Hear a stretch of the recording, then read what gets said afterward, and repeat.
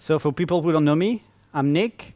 I'm a developer advocate with Ondat, and I also happen to run DOK London. So if you're from the London area, don't hesitate to subscribe to the meetup group. So as usual for DOK London, we focus on hands-on labs. So today what I'm going to do, I'm going to try to do a demo in 10 minutes. So I sacrificed a goat yesterday, so hopefully it should be fine. I tested several times, so if it's not working, it's not my fault, I promise. So the talk for today is going to be focused on developing cloud-native application with containerized database, but really it's about shifting data left with Kubernetes, and the idea with shifting left in development is to bring testing, and the idea is to test your code and your application as early as possible in the development process. And so when you test in your application, it also means if you want to test it in context, which is the right thing to do, you need to bring two things. You need to bring the application context, but also you need to bring infrastructure features. You need to bring your infrastructure context to the application as well. And typically, you can bring this into networking, storage, things like operators as well, because you will need your database. You need to be able to configure your database through an operator to define it in a declarative way. You need so your storage as well. So typically, you want to run a CAS solution, so container attached storage. There's plenty of plenty of them in the market, including Ondat, of course. And then you can also bring things like CNI, CSI, of course, service security.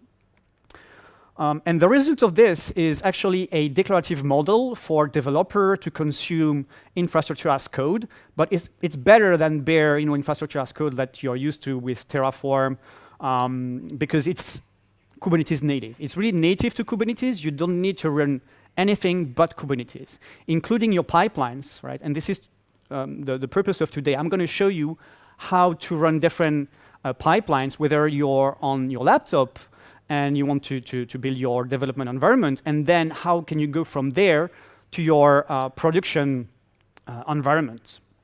And of course, you have benefits for devs. As I said, on-demand databases, on-demand, pretty much anything that is required for your application in terms of the infrastructure, reduce costs, accelerate software delivery, and finally, you end up with a better code quality.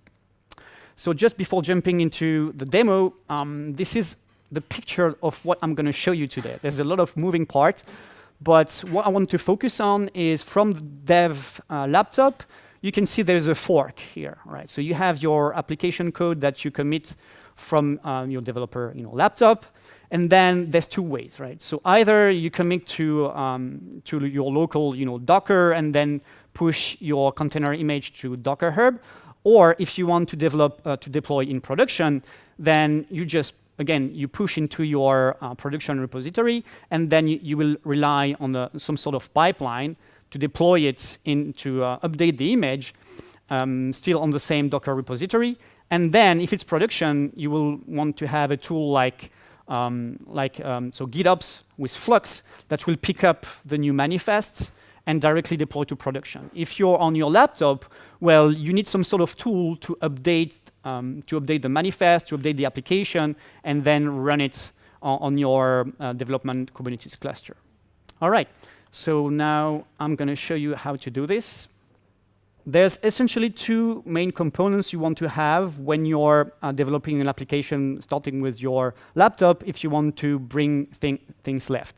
So first, you need some infrastructure definition, right? And the infrastructure definition is going to tell you, okay, how you want to configure your database. Do you want to enable certain features like on the storage side, such as replication, encryption if you want to test performance of your application, these kind of things. So for this, usually you will use Kustomize. And the principle of Kustomize is to use overlays, right? So you have the base overlays that is going to define all your different manifests that are required to deploy your application. So in our case, we're going to be looking at an application which is pretty famous now. It's my Marvel application I've been showing multiple times at DOK. So it's composed of a front end, which is just a Flask application, so Python just as a front end. And then we have a database, which is using MongoDB this time. I said Postgres in the title, but yeah, this time it's going to be MongoDB. And it's going to be using the MongoDB community operator. So here I'm just going to show you a couple of things you want to configure. So this is my dev environment. So you can see I'm going to be using my dev overlay for my dev, so the laptop. And for this is where I define my MongoDB configuration.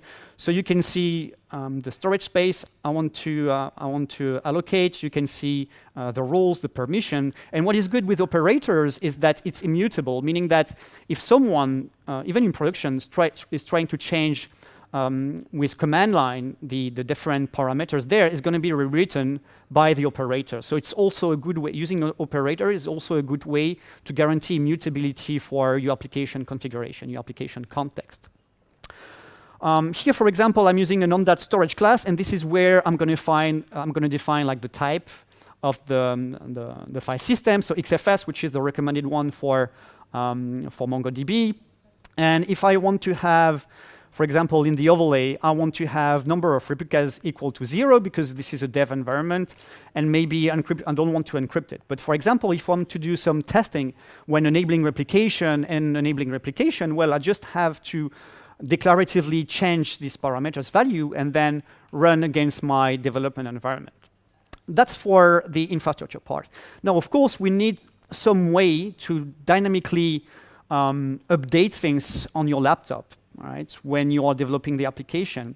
So this is now my application repository. You can see here I've got my Docker file, I've got my Python scripts for Flask, and I've got my HTML page that is rendering my front end. And you can see here a scaffold configuration. And basically, I'm going to use scaffold. And there are other tools on the market like Tilt that also does that. And the idea is this one. So as soon as I'm going to save changes on my HTML page, scaffold is running in development mode, which means that as soon as I save it, it's going to run the pipeline to build the image and then use Kustomize to deploy it to my local Kubernetes cluster. So let's take a look at the Kubernetes cluster environment. So this is not this one. This is this one. This is my laptop configuration, which is running on K3s. You can see that Scaffold has already deployed my application when I started to run a Scaffold in dev mode. I did it prior to the demo because it takes some time. So now the idea is I want to modify my code and see the result directly without doing anything but saving my HTML configuration. But first, let's just check the application. So here I'm just going to launch my application there in a browser, so localhost port 8080. You can see the wonderful Marvel app. And here I've got a typo, right? There's more than one comic. So I want to change this into a plural, okay? So I'm killing this. Now, the only thing I need to do is find comic here and replace it with comics like this. Okay, so you can see here it's been modified. Now, look at this, right? So here you see currently it's logging everything happening into Scaffold. So as soon as I'm going to save this, right? So you can see it detects a change, and now it's going to build again the image and redeploy my application. And it's the same thing. If I want to change any configuration on the infrastructure side, it's going to do exactly the same thing. So now, if I go back here, I should see terminating. It's already done, right? So if you see here, this one is 16 seconds. So Scaffold basically redeploy my application into my development cluster, right? So now let's just check that locally at least the change has been applied. If I do this, okay, change back. Okay, so now it's there. I'm happy with my development environment. So now, imagine that you run other tests you want to deploy into production. So remember, I'm using a single repository, and then I'm going to pick that repository with Flux, And Flux, as soon as it detects the change, will apply it into my production cluster. So my production cluster, just to show you here, it's there. So you can see I've got same thing. I've got my Marvel application, that is those 4 container there. 41 minutes, this is when I changed them before. So you can also see like a lot of completing tasks. This is because I'm using Tekton. So Tekton is a Kube-Native pipeline that allows you to contain your pipelines within Kubernetes. Every tasks that you apply in Tekton is just a CRD, so a custom resource definition, and everything from, so you're going to combine different tasks like building your images, building your manifest. All of this will correspond to as many tasks, right? So as many Kubernetes resources. So this is why you see it there. So now I need to do a couple of things, right? So I'm still on my laptop here. The first thing I want to do is, of course, I want to commit my changes into the repository. So I'm going to commit, update.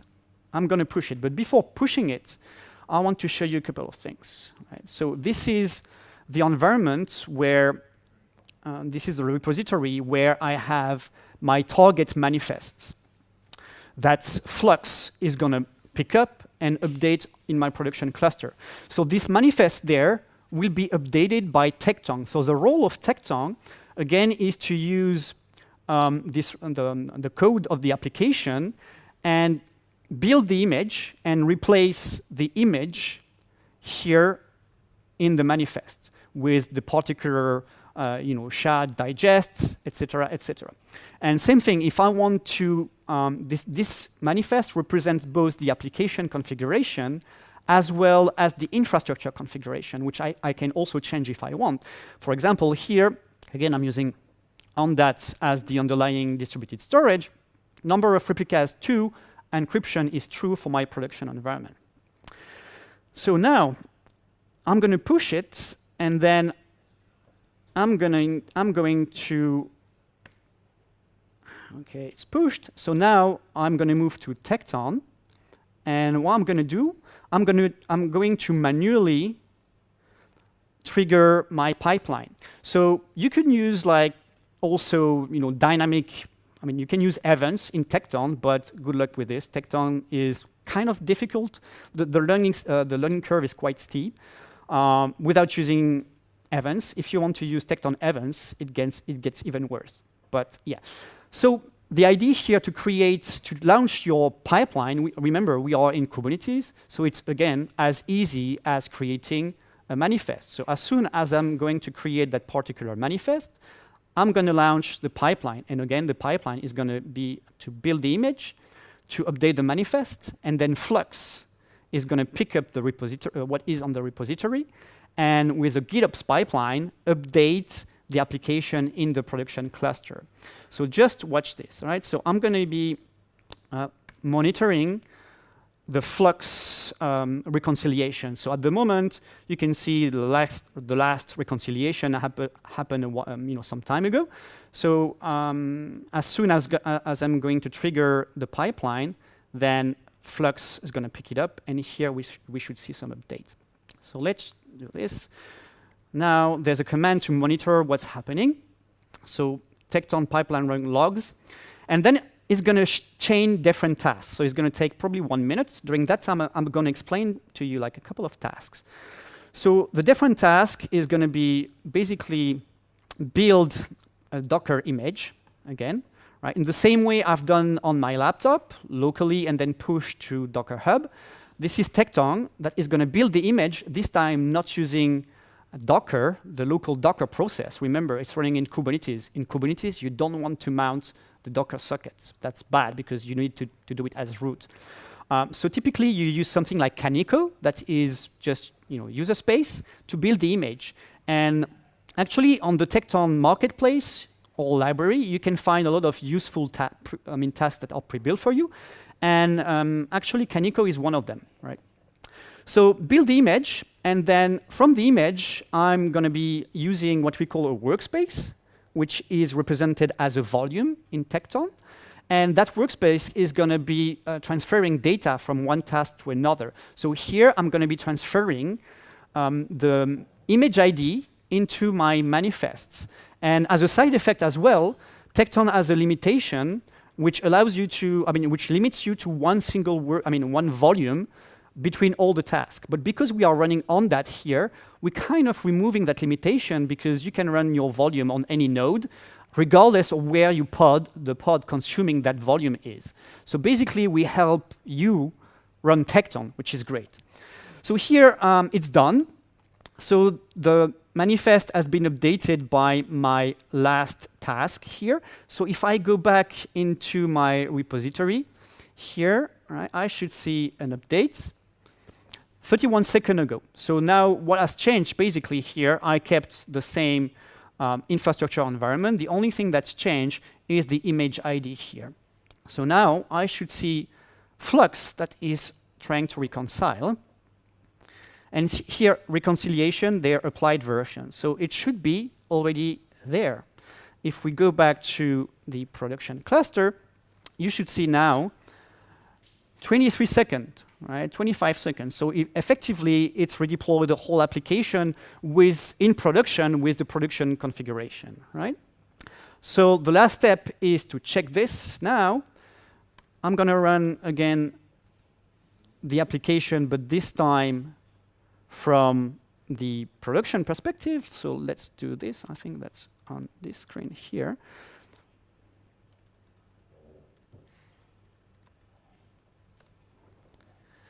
So that's the moment of truth. Did it work? OK, it worked. So now I've changed my production environment from commit to commix with an S. And that concludes our demo.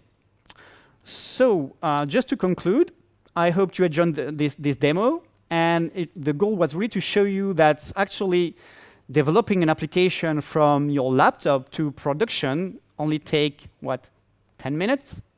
That's about it, right? You just have to learn Kubernetes. So thank you for watching, and I'll see you the next time. Bye-bye.